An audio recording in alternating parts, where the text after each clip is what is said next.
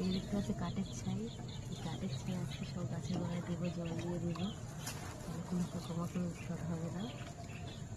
ঠিক আছে, গাছও ভালো থাকবে। টবের মাটি যেহেতু দিতে হবে।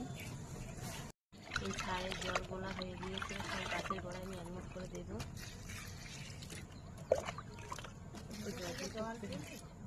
হ্যাঁ,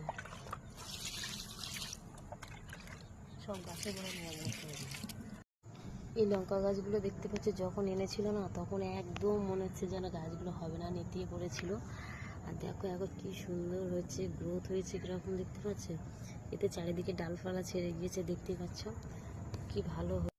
যখন চারা এনেছিল না, তখন একদম মানে নেতিয়ে তো পড়েছিল। আমি ভেবেছিলাম মনে হয় বাঁচাতে পারবো না, তাই একটাতে আমি 2টো করে দিয়েছিলাম চারা সবটাতে।